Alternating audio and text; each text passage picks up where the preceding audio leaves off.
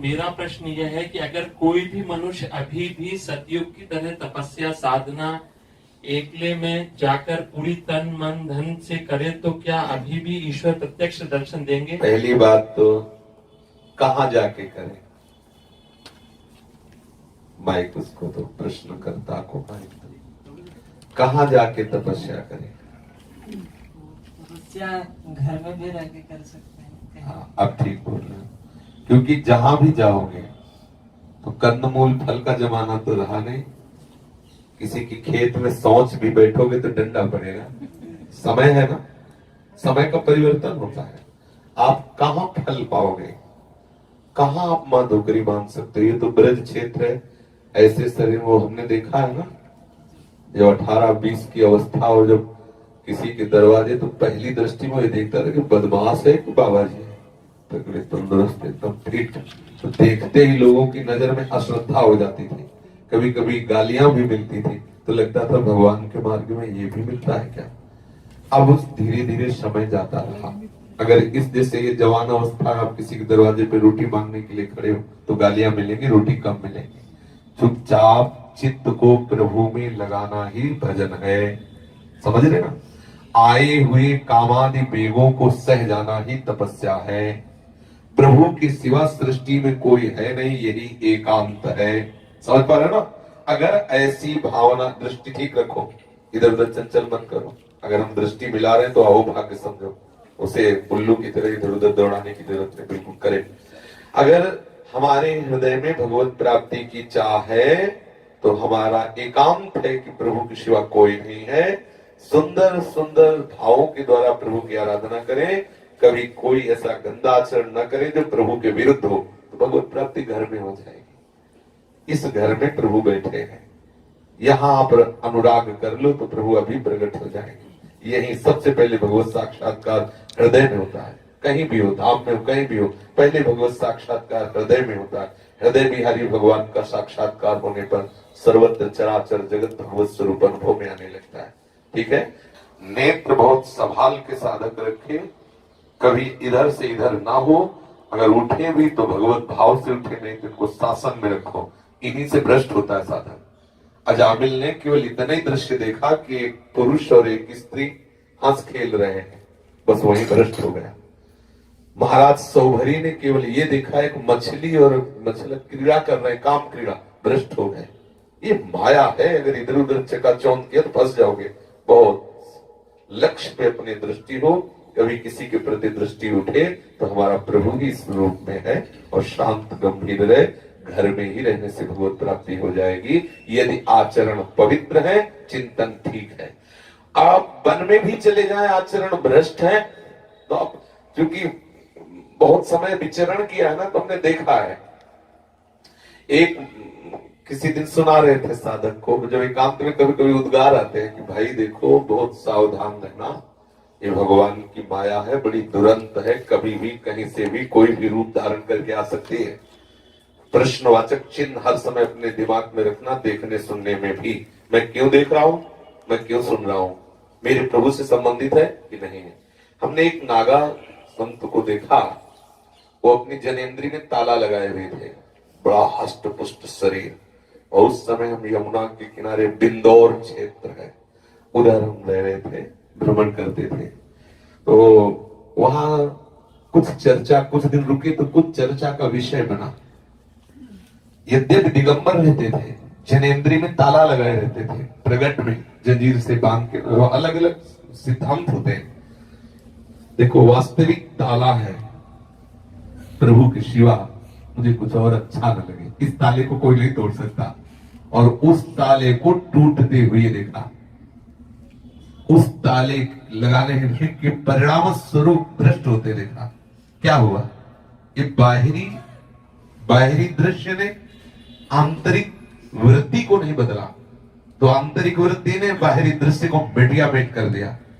और बाहर से आप भले पैंट शर्ट में हो, तो अंदर से प्रभु के चरणारविंद का आश्रय ले लो तो सच्चे महात्मा बन जाओगे। विभीषण जी को प्रभु कह रहे, तुम सारिखे संत प्रिय मोरे, धरो देह नहीं आन नहीं हो। भाई जिसे हनुमान प्रसाद पोद्दार जी महाराज को बड़े बड़े संत प्रणाम करते थे, और वो धोती कुर्ता में गृहस्थ भेष में रहते। क्यों? हृदय साक्षात उनका वृंदावन था, हृदय में साक्षात प्रियालाल खेलते थे। पर हमें इस मार्ग से चलना। यदि ऐसा वैराग्य हो कि त्रिभुवन की कोई भी सुंदरी, कोई भी भोग सामग्री हमें विचलित नहीं कर सकती, आजीवन प्राण त्याग सकता हूं लेकिन गलत कदम नहीं रख सकता, तो कूद पड़ना चाहिए वैराग्य में, नहीं तो कभी वैराग्य मार्ग में नहीं जाना चाहिए। गृहस्थी में सदगृहस्थ बनकर धर्म पूर्वक चलते हुए भजन करना चाहिए।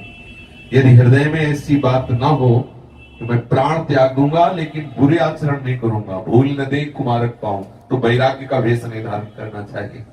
आज हमारे जो संत समुदाय में ये अपवाद फैल रहा है, निंदा आदि, उसका कारण है कि जो इस वेश की मर्यादा को नहीं जानते, जो इस लक्ष्य में अपना चित्त नहीं लगाए, केवल ये देखा कि संतों का बड़ा आदर होता है और ये वेश धारण कर लिया, इसी से ऐसी संत निंदा होती। नहीं तो जैसे ऊसर में चाहे जितनी खाद लगाओ अंकुरित नहीं हो सकता, जैसे भुने हुए चने को चाहे जितना गीली मिट्टी में दबा दो उसमें अंकुरण नहीं हो सकता, ऐसे संत के हृदय में, संत हृदय में काम का प्रादुर्भाव नहीं हो सकता।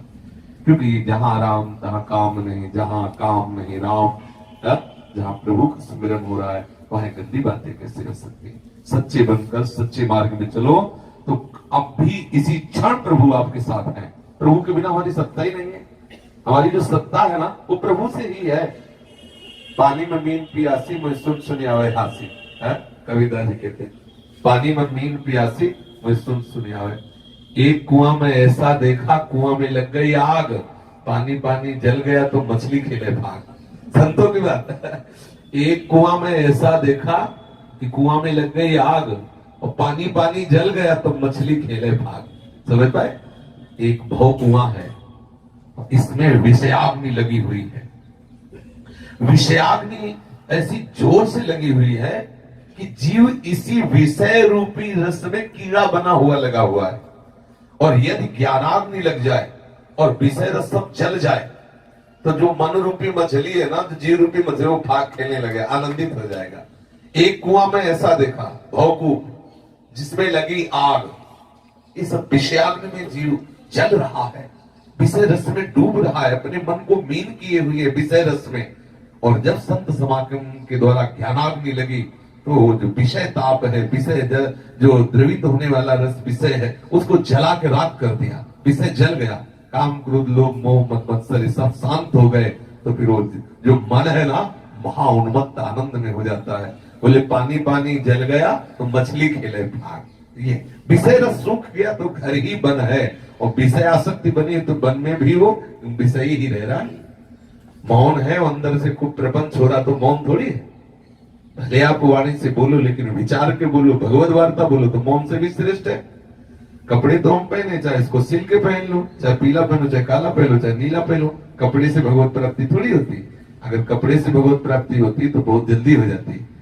चित्त के परिवर्तन से भगवत प्राप्ति, हाँ ये सहयोगी है।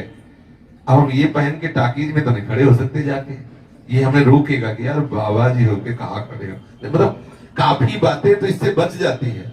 अब मन होता है कि भाई बाबा जी हैं भाई, तो कई बातें ऐसे, अब भाई हम बाबा जी हो गए घर नहीं जाए, अब बाबा जी हो गए हम घर वालों से ज्यादा ये जो विरक्त भेष उससे भगवत मार्ग में और पुष्ट करता है, पर इसी से भगवत प्राप्ति हो जाती है, ऐसी बात नहीं है। अगर ये पहने हैं और अंदर से भगवत चिंतन नहीं है तो वो सब होगा जो संसारी आदमी के द्वारा होता है।